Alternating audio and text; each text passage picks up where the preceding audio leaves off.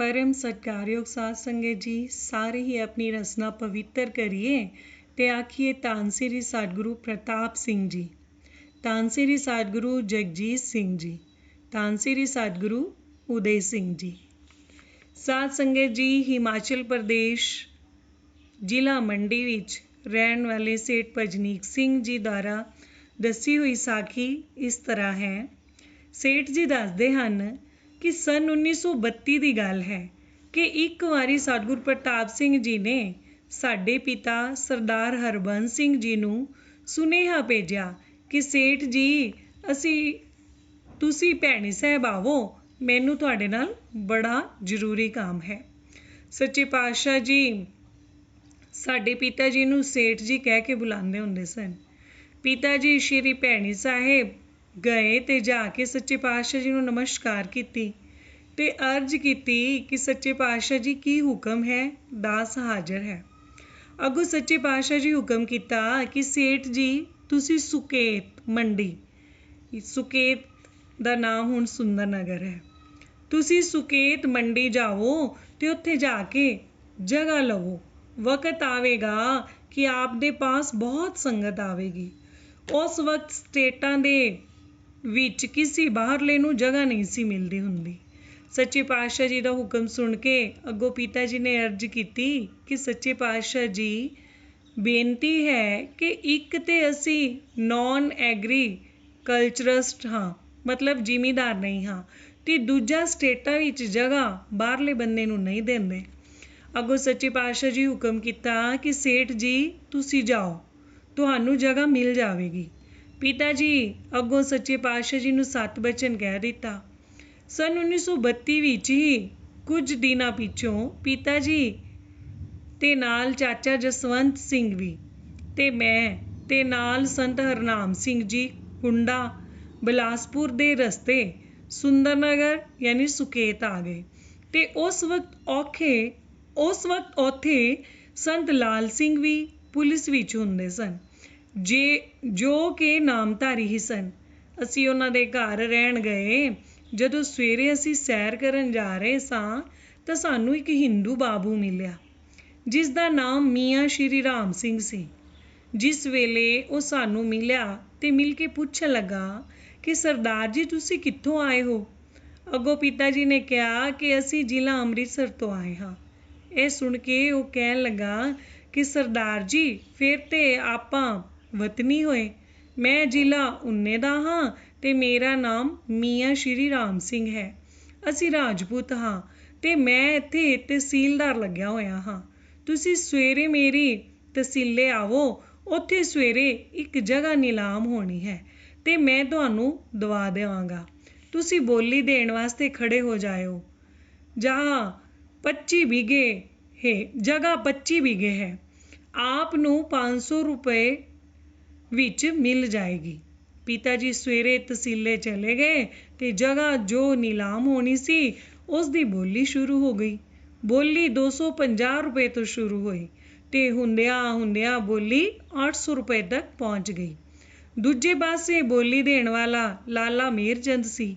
जिस वेले बोली 800 तक हो गई ते पिता जी नूं बहुत महंगी लगी क्योंकि तहसीलदार ने कहा सी कि आप नूं 500 रुपए विच मिल जाएगी ते पिता जी ने अपने वल्लों बोली बंद कर दिती क्योंकि तहसीलदार ने कहा सी कि 500 रुपए विच मिल जाएगी, पर इत्थे बोली 800 हो गई है। उस समय पैसे की बड़ी वैल्यू हुंदी सी। जिस वेले पिता जी ने बोली देणों इनकार कर दिता, पर सच्चे पातशाह जी ने इन्हां नूं जगह लैण वास्ते हुक्म कीता होया सी। उस वेले अगों लाला मेहरचंद ने उठ के कह दिता कि मियाँ साहिब इन्हां सरदारां ने साडा की मुकाबला करना है। पर सच्चे पातशाह जी ने जगह पिता जी नूं ही दवानी सी। सो जिस वेले लाला मेहरचंद ने ताना मारिया उस वेले पिता जी फिर खड़े हो गए ते कहा कि लाला अगर तू यह गल ना कहंदा तां जगह तेरी हो गई सी, सो हुण तू चल। पिता जी ने बोली 850 दे दिती। अगों मेहरचंद ने 900 रुपए दे दिती ते पिता जी ने 950 रुपए बोली दे दिती। जिस वेले पिता जी ने बोली 950 रुपए दे दिती ਤਾਂ ਲਾਲਾ ਮੇਹਰ ਚੰਦ ਚੁੱਪ ਹੋ ਕੇ ਬੈਠ ਗਿਆ ਤੇ ਜਗ੍ਹਾ ਪਿਤਾ ਜੀ ਦੇ ਨਾਂ ਹੋ ਗਈ ਕਿਉਂਕਿ ਸਤਿਗੁਰਾਂ ਕਿਰਪਾ ਕਰਨੀ ਸੀ। ਉਸ ਵੇਲੇ ਮੀਆਂ ਸ਼੍ਰੀ ਰਾਮ ਸਿੰਘ ਜੀ ਕਹਿਣ ਲੱਗੇ ਕਿ ਸਰਦਾਰ ਜੀ ਤੁਸੀਂ ਰਕਮ ਸਵੇਰੇ ਹੀ ਜਮ੍ਹਾਂ ਕਰਾ ਦਿਓ ਤੇ ਮੈਂ ਆਪ ਨੂੰ ਕੱਲ੍ਹ ਹੀ ਕਬਜ਼ਾ ਦਵਾ ਦਿਆਂਗਾ। ਖੜੀ ਫਸਲ ਦਾ ਤੇ ਫਸਲ ਵੇਚ ਕੇ ਆਪ ਨੂੰ ਜਗ੍ਹਾ 500 ਦੀ ਹੀ ਪੈ ਜਾਵੇਗੀ। ਸੋ ਸੱਚੇ ਪਾਤਸ਼ਾਹ ਕਿਰਪਾ ਕਰਨੀ ਸੀ ਤੇ ਪਿਤਾ ਜੀ ਨੇ ਦੂਜੇ ਦਿਨ ਸਵੇਰੇ ਹੀ ਪੈਸੇ ਜਮ੍ਹਾਂ ਕਰਾ ਦਿੱਤੇ ਤੇ ਜਗ੍ਹਾ ਦਾ ਕਬਜ਼ਾ ਖੜੀ ਫਸਲ ਦਾ ਮਿਲ ਗਿਆ। ਉਸ ਵੇਲੇ ਕਣਕ ਦੀ ਫਸਲ ਹੁੰਦੀ ਸੀ, ਸੋ ਪਿਤਾ ਜੀ ਖੜੀ ਫਸਲ ਹੀ ਵੇਚ ਦਿੱਤੀ ਤੇ ਬਾਕੀ ਸਾਰੀ ਜਗ੍ਹਾ 25 ਵਿਗੇ 500 ਰੁਪਏ ਵਿੱਚ ਪੈ ਗਈ। ਸੋ ਇਹ ਕਿਰਪਾ ਤੇ ਕੌਤਕ ਸਤਿਗੁਰ ਪ੍ਰਤਾਪ ਸਿੰਘ ਸੱਚੇ ਪਾਤਸ਼ਾਹ ਜੀ ਦਾ ਸੀ। ਫਿਰ ਅਸੀਂ ਉਸ ਜਗ੍ਹਾ ਵਿੱਚ ਗੁਰਦੁਆਰਾ ਵੀ ਬਣਾ ਦਿੱਤਾ ਤੇ ਆਪਣਾ ਮਕਾਨ ਵੀ ਬਣਾ ਲਿਆ ਕਿਉਂਕਿ ਜਗ੍ਹਾ ਮੇਨ ਸੜਕ ਨਾਲ ਲੱਗਦੀ ਸੀ। ਅੱਜ ਉੱਥੇ ਲੇਕ ਬਣ ਗਈ ਹੈ ਤੇ ਉਸ ਦੇ ਬਦਲੇ ਸਾਨੂੰ ਗੌਰਮੈਂਟ ਪਾਸੋਂ ਵੀ ਪੈਸੇ ਵੀ 1 ਲੱਖ ਦੇ ਕਰੀਬ ਮਿਲ ਗਿਆ ਸੀ। ਨਾਲ ਹੀ ਗੌਰਮੈਂਟ ਵੱਲੋਂ ਸਾਨੂੰ ਮੰਡੀ ਤੋਂ 5 ਕਿਲੋਮੀਟਰ ਮੇਨ ਸੜਕ ਤੇ ਕਰੀਬਨ 9-10 ਵਿਗੇ ਜਗ੍ਹਾ ਵੀ ਮਿਲ ਗਈ, ਜਿੱਥੇ ਅਸੀਂ ਹੁਣ ਸੱਚੇ ਪਾਤਸ਼ਾਹ ਜੀ ਦੀ ਕਿਰਪਾ ਨਾਲ ਬਜਾਜ ਸਕੂਟਰ ਦਾ ਸ਼ੋਰੂਮ ਵੀ ਬਣਾਇਆ ਹੋਇਆ ਹੈ। ਹੁਣ ਮੈਂ ਆਪ ਨੂੰ ਹੋਰ ਪੁਰਾਣੀ ਬੀਤੀ ਹੋਈ ਯਾਦ ਸਾਖੀ ਅੱਗੇ ਅਰਜ਼ ਕਰਨ ਲੱਗਾ ਹਾਂ।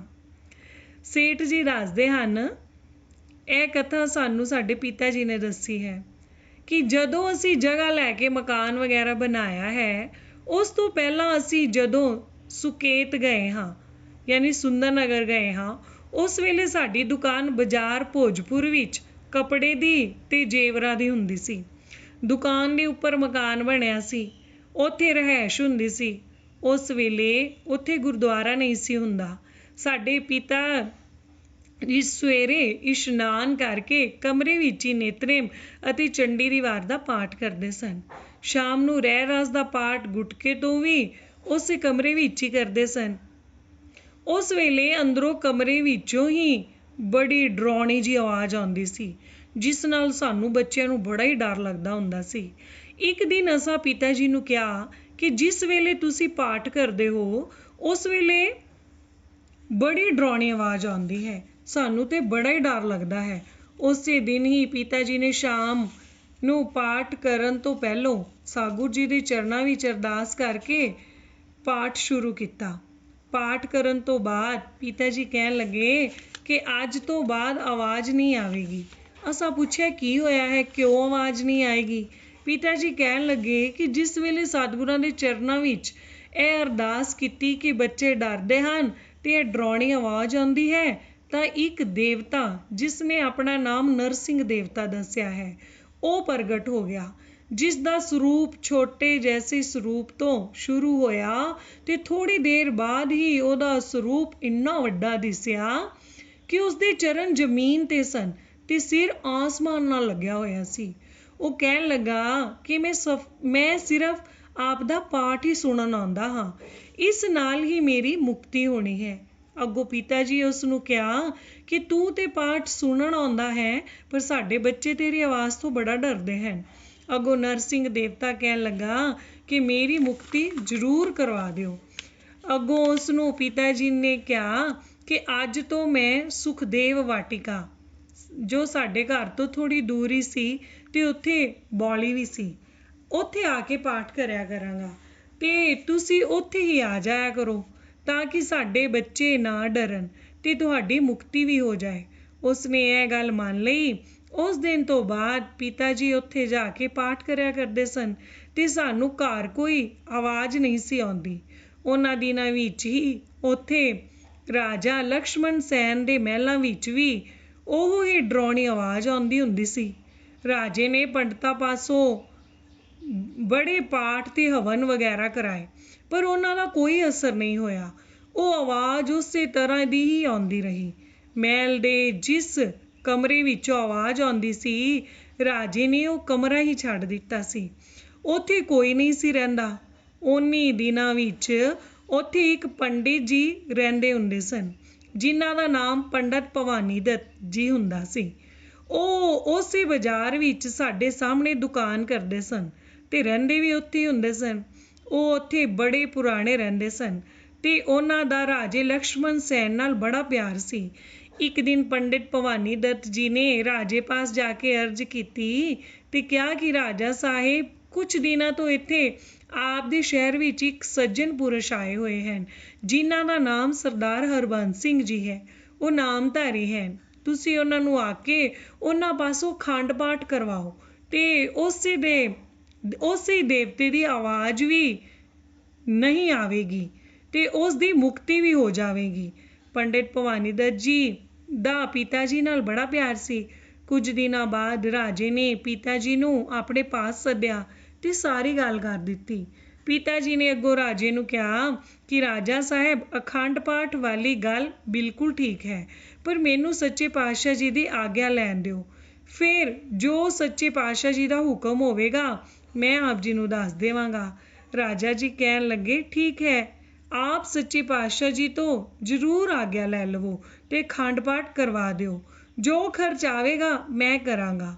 ਮੇਰੇ ਵੱਲੋਂ ਵੀ ਸੱਚੇ ਪਾਤਸ਼ਾਹ ਜੀ ਦੇ ਚਰਨਾਂ ਵਿੱਚ ਅਰਜ਼ ਕਰ ਦੇਣੀ। ਕੁਝ ਦਿਨਾਂ ਮਗਰੋਂ ਪਿਤਾ ਜੀ ਨੇ ਸੱਚੇ ਪਾਤਸ਼ਾਹ ਸਾਧੂ ਪ੍ਰਤਾਪ ਸਿੰਘ ਜੀ ਦੇ ਚਰਨਾਂ ਵਿੱਚ ਅਰਜ਼ ਕੀਤੀ ਤੇ ਸਾਰੀ ਗੱਲ ਦੱਸੀ ਤੇ ਰਾਜੇ ਵੱਲੋਂ ਵੀ ਨਮਸਕਾਰ ਕੀਤੀ। ਅੱਗੋਂ ਸੱਚੇ ਪਾਤਸ਼ਾਹ ਜੀ ਹੁਕਮ ਕੀਤਾ, ਸੇਠ ਜੀ, ਇਹ ਕੰਮ ਜ਼ਰੂਰ ਕਰਨਾ ਹੈ। ਮੈਂ ਜਥਾ ਸਾਰੇ ਪਾਠੀ, ਧੁਪੀਏ, ਲਾਂਗਰੀ ਵਗੈਰਾ ਇੱਥੋਂ ਭੇਜਾਂਗਾ ਤੇ ਖਰਚ ਸਾਰਾ ਤੁਸੀਂ ਕਰਨਾ ਹੈ। ਰਾਜੇ ਦਾ ਇੱਕ ਪੈਸਾ ਵੀ ਖਰਚ ਨਹੀਂ ਹੋਣ ਦੇਣਾ। ਸਾਰੇ ਜਥੇ ਦੇ ਸਰੀਰਾਂ ਦਾ ਖਰਚ ਮੈਂ ਆਪ ਕਰਾਂਗਾ। ਡੇਟ ਵੀ ਮੁਕਰਰ ਕਰ ਦਿੱਤੀ ਜਥਾ ਭੇਜਣ ਦੀ। ਪਿਤਾ ਜੀ ਨੇ ਸਾਰੀ ਅਰਜ਼ ਰਾਜੇ ਅੱਗੇ ਕਰ ਦਿੱਤੀ ਤੇ ਸੱਚੇ ਪਾਤਸ਼ਾਹ ਵੱਲੋਂ ਹੁਕਮ ਕੀਤੀ ਡੇਟ ਰਾਜੇ ਨੂੰ ਦੱਸ ਦਿੱਤੀ। ਅੱਗੋਂ ਰਾਜੇ ਨੇ ਬੜੀ ਖੁਸ਼ੀ ਮਨਾਈ ਤੇ ਸੱਚੇ ਪਾਤਸ਼ਾਹ ਜੀ ਦੇ ਚਰਨਾਂ ਵਿੱਚ ਨਮਸਕਾਰ ਕੀਤੀ। ਸੱਚੇ ਪਾਤਸ਼ਾਹ ਜੀ ਦੱਸੀ ਹੋਈ ਡੇਟ ਅਨੁਸਾਰ ਬਾਬਾ ਫਰੀਦ ਜੀ ਦਾ ਜਥਾ ਭੇਜ ਦਿੱਤਾ ਤੇ ਉਹਨਾਂ ਨੂੰ ਵੀ ਹੁਕਮ ਕਰ ਦਿੱਤਾ ਕਿ ਤੁਸਾਂ ਰਾਜੇ ਪਾਸੋਂ ਕੁਝ ਨਹੀਂ ਲੈਣਾ। ਬਾਬਾ ਫਰੀਦ ਜੀ ਦਾ ਜਥਾ ਸੁਕੇਤ ਪਿਤਾ ਜੀ ਪਾਸ ਪਹੁੰਚ ਗਿਆ ਤੇ ਪਿਤਾ ਜੀ ਫਰੀਦ ਜੀ ਨੂੰ ਨਾਲ ਲੈ ਕੇ ਰਾਜੇ ਪਾਸ ਮਹਿਲ ਵਿੱਚ ਪਹੁੰਚ ਗਏ। ਫਰੀਦ ਜੀ ਨੇ ਰਾਜੇ ਪਾਸੋਂ ਉਹ ਕਮਰਾ ਪੁੱਛਿਆ ਜਿੱਥੋਂ ਡਰਾਉਣੀ ਆਵਾਜ਼ ਆਉਂਦੀ ਸੀ। ਫਰੀਦ ਜੀ ਨੇ ਉਸ ਕਮਰੇ ਵਿੱਚ ਹੀ ਅਖੰਡ ਪਾਠ ਰੱਖਣ ਦੀ ਤਿਆਰੀ ਕੀਤੀ ਤੇ ਅਗਲੇ ਦਿਨ ਅਖੰਡ ਪਾਠ ਆਰੰਭ ਕਰ ਦਿੱਤਾ।